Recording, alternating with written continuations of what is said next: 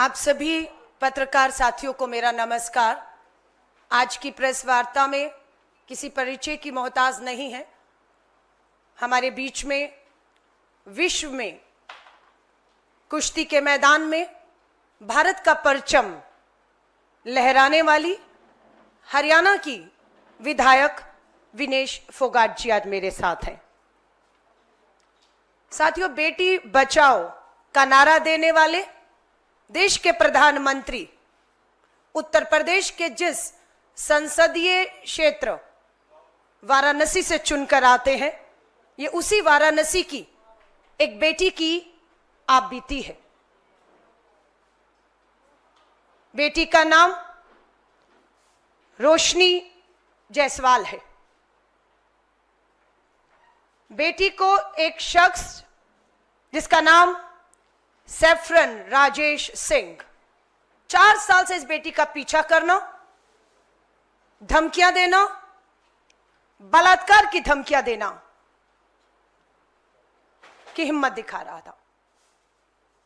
आज सैफरन राजेश सिंह आजाद घूम रहा है और बेटी का परिवार जेल में है। बेटी 9 साल के बच्चे बूढ़े माँ बाप के साथ आंसुओं में दर दर की ठोकरें खा रही है, अपनी सुरक्षा और न्याय की गुहार लगा रही है। मैं वाराणसी की इस बेटी रोशनी जायसवाल की एक अपील हम तक पहुंची है। मैं चाहूंगी उसकी अपील को आपके माध्यम से देश के सामने रखा जाए, क्योंकि ये आंसू, ये डर, ये असुरक्षा, ये न्याय की गुहार सिर्फ एक नहीं, आज देश की अनेकों बेटियां लगा रही हैं। रोशनी जायसवाल जी का ये वीडियो। मैं वही रोशनी कुशल जायसवाल हूं जिसने 15 सितंबर के दिन बलात्कार की धमकी देने वाले सैफरन राजेश सिंह को एक झापड़ चलाया था, जिसके बदले में मेरे ऊपर 307 हाफ मर्डर लगाया जा चुका है, 117 की धारा लगाई जा चुकी है और भी कई धाराएं लगाई जा चुकी हैं, जिसकी वजह से मैं 40 दिन से स्कॉन्डेंट थी और मेरे पति, मेरा भाई और मेरे 5 टीम मेंबर्स जेल में। और सेक्शन 82 यानी कि घर की कुर्की, एक झापड़ मारने पे घर की कुर्की करने का आदेश दे दिया गया है। रोशनी जायसवाल का कसूर कहे सिर्फ इतना है कि रोशनी जायसवाल वाराणसी की है, उत्तर प्रदेश और देश की सरकार से लोकतंत्र के तहत बेटियों की लड़ाई को लड़ती रही। हमें याद है बीएचयू में पढ़ने वाली छात्रा का सामूहिक बलात्कार होता है। बलात्कार करने वाले भाजपा के नेता वाराणसी से कुणाल पांडे, सक्षम पटेल, आनंद उर्फ अभिषेक चौहान। रोशनी जायसवाल का कसूर यह था कि बीएचयू की इस छात्रा के सामूहिक बलात्कारियों को सजा, गिरफ्तारी की मांग उसने उठाई और वो लड़ी। इनकी तस्वीरें आप देश की पूर्व मंत्री स्मृति ईरानी जी, प्रधानमंत्री जी के साथ देख सकते हैं। ये बीएचयू के भाजपा के आईटी सेल के वाराणसी के लोग आज रिहा हो चुके हैं। इनका स्वागत किया गया रिहाई के बाद। बस रोशनी जायसवाल का यही कसूर था। यहां पर जेपी नड्डा जी के साथ हैं ये लोग जिन्होंने बीएचयू की बेटी का सामूहिक बलात्कार दोषी, और ये हमारे उत्तर प्रदेश के मुख्यमंत्री योगी आदित्यनाथ जी के साथ है। रोशनी ने इस तरह की एक नहीं अनेकों लड़ाई उत्तर प्रदेश की धरती पर लड़ी, जिसका आज खामियाजा उसको उठाना पड़ रहा है। पूरी भाजपा का अगर मैं दिखाऊं, सैफरन राजेश सिंह का ट्विटर हैंडल, उसके आप जूम करेंगे, ये उसके ट्विटर हैंडल है, फेसबुक है। महिलाओं को पीछा करना, उनका चरित्र हनन करना, बलात्कार की धमकियां देना, इसके सारे सबूत आज आपके सामने हैं। ये हैं सैफरन, अपने आप को लिखते हैं राजेश सिंह, बलात्कार की धमकियां। रोशनी को भी पिछले 4 साल से यह शख्स लगातार परेशान करता रहा।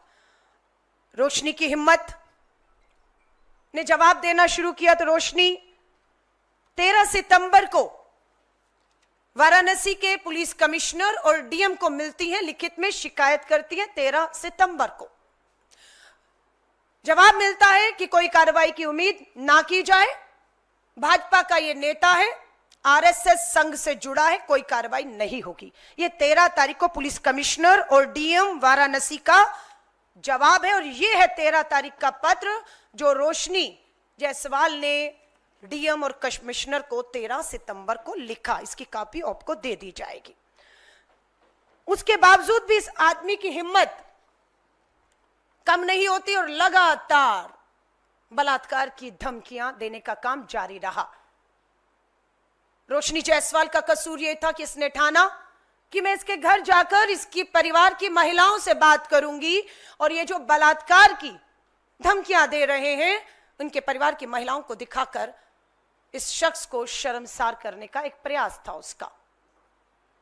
रोशनी जायसवाल अपने पति, अपने भाई और 5 साथियों के साथ इसके परिवार की महिलाओं को इसकी सच्चाई दिखाने की इस तरह की धमकियां मिल रही हैं, गई, ये उसका अपराध था। दोनों में हाथापाई हुई दोनों तरफ से। रोशनी जायसवाल ने गुस्से में कार्रवाई ना होते हुए देखकर पुलिस प्रशासन सत्ता के सामने दबाव में झुका दिखकर उसने सिर्फ गलती ये की कि सैफरन राजेश सिंह को 2 थप्पड़ मारे। 2 थप्पड़। दूसरी तरफ राजेश सिंह सैफरन क्या कर रहा है? बलात्कार की 4 साल से धमकियां, जीना दुश्वार, चरित्र हनन, सरेआम सबूत है, कोई कार्रवाई नहीं।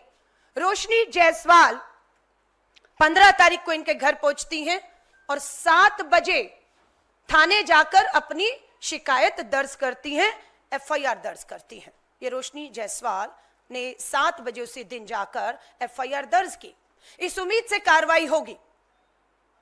पुलिस ने सैफरन राजेश सिंह, आरएसएस भाजपा का इस नेता को थाने बुलाया। पूरी भाजपा के नेता पहुंच गए उसके समर्थन में, उसे बचाने, जो हर बार होता है। हम कहते आए हैं कि या तो सरकार में इन अपराधियों की भागीदारी है या सरकार का, भाजपा के सरकार का समर्थन इन्हें मिलता आया है, इसलिए इनकी हिम्मत होती है इतनी कि सरेआम बलात्कार की धमकियां देते हैं। वही हुआ। थाने में भाजपा के नेता पहुंचे, फोन पहुंचे पीएमओ से, सैफरन राजेश सिंह को घर भेज दिया गया। लेकिन रोशनी जायसवाल के पति को, उसके भाई को, उसके 5 साथियों को ठीक उसी दिन जेल भेज दिया गया है। आज 40 दिन से ऊपर हो गए हैं। रोशनी जायसवाल न्याय मांग रही है, अपने 9 साल के बच्चे के साथ, बूढ़े मां बाप के साथ न्याय मांग रही है। पति 40 दिन से जेल में, सगा भाई 40 दिन से ऊपर हो गए जेल में, 5 साथी जेल में, और खबर मिलती है उनके साथ मारपीट की जा रही है, उनके साथ बुरी तरह बर्बरता से पीटा जा रहा है। रोशनी जायसवाल, उसके बूढ़े मां बाप ने हमसे गुहार लगाई कि अभी 27 अक्टूबर को ही लखनऊ में पुलिस हिरासत में मोहित पांडे की पीट पीट कर हत्या कर दी गई है।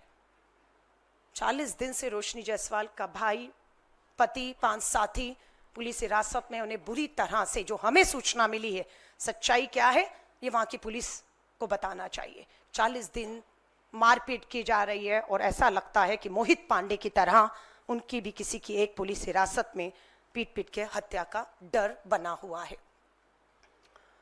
हम एक टीवी चैनल को कल देखा, वो टीवी चैनल भी रोशनी जायसवाल का चरित्र हनन, बलात्कार की धमकियों का कहीं ना कहीं समर्थन करता हुआ दिख रहा था, और झूठा बयान उस टीवी में। अब ये पुलिस बताए कि क्या पुलिस ने टीवी चैनल को बताया है कि सैफरन राजेश सिंह गिरफ्तार कर लिया गया है। हमारी जानकारी के अनुसार अगर पुलिस ने यह सूचना टीवी को दी है तो टीवी और पुलिस बताए। हमारी जानकारी में सैफरन राजेश सिंह बलात्कार की धमकी देने वाला आजाद घूम रहा है लगातार। अभी रिसेंट एक उनका ट्वीट आया जिसमें वो भाजपा के नेताओं का और आरएसएस के नेताओं का धन्यवाद कर रहे हैं। धन्यवाद कर रहे हैं कि उन्होंने राजेश सिंह के ऊपर कोई कार्रवाई नहीं होने दी। वो पूरी तरह से सुरक्षित आजाद है और वो अभी भी लगातार सोशल मीडिया पर सक्रिय होते हुए बलात्कार की अंजाम भुगतने की और पुलिस हिरासत में कुछ भी उस बात की सरेआम बात कर रहा है। हम पूछना चाहते हैं वाराणसी पुलिस से, डीएम से, पुलिस प्रशासन, सरकार से कि कहां है सैफरन राजेश सिंह 40 दिन में। एक और गंभीर बात मैं आपके सामने रखना चाहती हूं। ये वही उत्तर प्रदेश है, ध्यान से सुनिएगा, जहां पर बुलडोजर नीति, जहां पर इनकाउंटर नीति, आरोप लगते हैं, कोई मुकदमा नहीं, कोई अदालत नहीं, कोई सुनवाई नहीं, बुलडोजर चलते हैं, असंवैधानिक गैर कानूनी तरीकों से बुलडोजर चलते हैं, इनकाउंटर हो जाते हैं। वहीं पर इस बेटी ने अगर देखा कि सुनवाई नहीं, न्याय नहीं, 4 साल से वो न्याय मांग रही है, एफआईआर कर रही है, न्याय नहीं, भाई बेटा जेल, उसने कोई बुलडोजर नहीं चलाया, उसने कोई इनकाउंटर नहीं किया, बस वो उसके परिवार को ये दिखाने गई थी और 2 थप्पड़ में उसके घर पे बुलडोजर चलाना यानी कि कुर्की के आदेश दे चुकी है पुलिस। 24 अक्टूबर को ये रोशनी जायसवाल के घर के कुर्की के ऑर्डर, क्या अपराध था इस बेटी का? आदेश कुछ बताना, पूछना चाहिए। बलात्कार की धमकी आ रही थी, पुलिस शिकायत करने गई, सुनवाई नहीं हुई, बेटी घर गई शर्मिंदा करने, परिवार की महिलाओं के सामने हाथापाई हुई, 2 थप्पड़ लगे इधर उधर से, सजा उसको मिलती है, पति जेल, भाई जेल, 5 साथी जेल, बूढ़े माँ बाप अदालत के बाहर बैठे न्याय मांग रहे हैं। रोशनी अपने 9 साल के बेटे के साथ दर दर की ठोकरें जो है वो खा रही है और घर पे पुलिस कुर्की के आदेश, और कैसे ढोल बजाया उसके घर के बाहर जाकर, नगाड़े बजाए, कुर्की का आदेश आया है, उसका चरित्र हनन करके ढोल तमाशों के साथ पुलिस उसके घर पर ये कुर्की का आदेश लगा कर गई है। लेकिन सैफरन राजेश सिंह भाजपा आरएसएस का बलात्कार की धमकियां देने वाला उसके घर पे बुलडोजर, एनकाउंटर का समर्थन नहीं करते। प्रधानमंत्री जी, आप वाराणसी से देश का प्रतिनिधित्व कर रहे हैं, बेटी वाराणसी की है, और ये बात मैं फिर कहूंगी, सिर्फ इसकी नहीं है। विनेश और मैं आपको एक पोस्टर लिखकर दिखा रहे हैं। प्रधानमंत्री जी, बीएचयू की बेटी है वो जो न्याय मांग रही थी, किसी राजनीति से नहीं है। बीएचयू की बेटियां, सामूहिक बलात्कार हुआ, उनका न्याय मांग रही हैं। उत्तराखंड की बेटी अंकिता भंडारी बुलडोजर चलाया भाजपा के नेता के रिजॉर्ट पर, न्याय नहीं, सबूत नष्ट करने के लिए। अगर भाजपा के नेता के रिजॉर्ट में उत्तराखंड में बुलडोजर ना चलाया होता, सबूत नष्ट ना किया होते, तो अंकिता भंडारी उत्तराखंड की बेटी को न्याय मिल चुका होता। प्रज्वल रेवन्ना एक मामला नहीं है। देश के प्रधानमंत्री जी प्रज्वल रेवन्ना के लिए लोकसभा में कर्नाटक की हासन सीट में प्रचार प्रसार करते हैं, वोट मांगते हैं। कहां है वो प्रज्वल रेवन्ना? आज कर्नाटक की जेल में है। क्या आरोप थे? मास रेपिस्ट है, मास रेप के आरोप थे, विदेश भागा, देश लाया गया कर्नाटका की जेल में, जिसके लिए प्रधानमंत्री जी आप वोट मांगने गए थे। और मुझे ये बताते हुए तसल्ली होती है कि प्रज्वल रेवन्ना का प्रचार प्रसार करने के बाद भी प्रधानमंत्री जी आधी आबादी ने आपके मास रेपिस्ट के आरोपी प्रज्वल रेवन्ना को चुनाव हरा दिया। हमारी बेटी बैठी है विनेश फोगाट, साक्षी मलिक न्याय मांगती रही, दिल्ली पुलिस की हिम्मत नहीं हुई, ठीक उसी तरह जिस तरह से आज वाराणसी उत्तर प्रदेश की हिम्मत नहीं हो रही, एफआईआर नहीं होने दी। सुप्रीम कोर्ट जाना पड़ा बेटियों को, तब एफआईआर होती है भाजपा के पूर्व सांसद ब्रजभूषण शरण के खिलाफ। लेकिन दिल्ली पुलिस से पूछना चाहते हैं क्या हुआ उस मामले का? एफआईआर, कार्रवाई कब होगी? कब ब्रजभूषण को बुलाकर पूछताछ करके हमारी बेटियों को आप न्याय देंगे? संदीप सिंह पर गंभीर आरोप लगे, हरियाणा का पूर्व मंत्री, मजबूर किया भाजपा को। जिस तरह से ब्रजभूषण शरण की टिकट कटी, वैसे ही पूर्व मंत्री हरियाणा के संदीप सिंह की भी टिकट कटी, आधी आबादी की जीत है। प्रज्वल रेवन्ना आज हार जाता है और जेल में है, आधी आबादी की जीत है। हम विश्वास दिलाते हैं देश की आधी आबादी को। नारी न्याय श्री राहुल गांधी जी का दिए नारे के तहत हम इस लड़ाई को पूरी ताकत, पूरी मजबूती से लड़ेंगे। Stay ahead with our cutting-edge news app. Instantly access the latest shorts in just 1 minute and breaking news in just 50 words. Download now for a smarter, faster news experience.